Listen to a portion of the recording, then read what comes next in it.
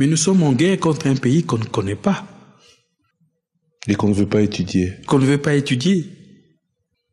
Comment allons-nous prendre des résolutions durables, stratégiques et efficaces si nous ne connaissons pas les motivations profondes de nos agresseurs? Si nous ne savons pas que la première agression remonte au 19e siècle. Mais c'est de votre expérience. Si nous ne savons pas que cette volonté d'envahir les pays étrangers est née au 15e, 16e siècle, avec la naissance de Gassabo. Vous savez, pour comprendre une crise, pour comprendre ce que vous appelez acharnement, il faut toujours revenir à l'histoire.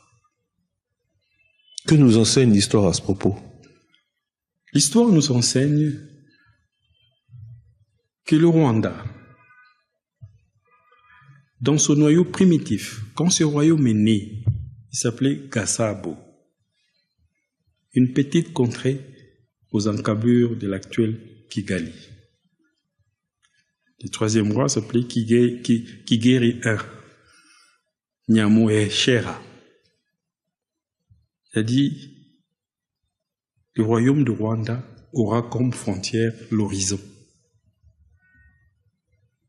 Il a planté un arbre sacré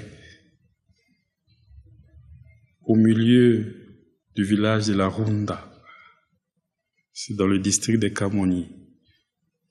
Il a planté un arbre qu'il a appelé l'arbre fondateur du royaume du Rwanda. Cet arbre s'appelait Umaganaza Siaro, ce qui veut dire triomphateur sur le pays étranger. À partir de là, un mot d'ordre a été donné à ce nouveau royaume qui naissait. Il faut conquérir des territoires. Nous sommes au XVIe siècle. Retenez bien ce nom, Umagaza Siaro, triomphateur sur le pays étranger. Plusieurs siècles après, il y a un autre roi qui porte le même nom, Kigeri, avec comme autre nom, Kigeri Rwabugiri. C'est le premier roi qui a envahi le Congo. Nous sommes dans les années 1890, alors que le Congo était déjà propriété du roi. Après la conférence de Berlin. Mais l'occupation n'était pas complète et totale. Le roi Kigeri Rwabugiri a envahi l'île d'Idjwi.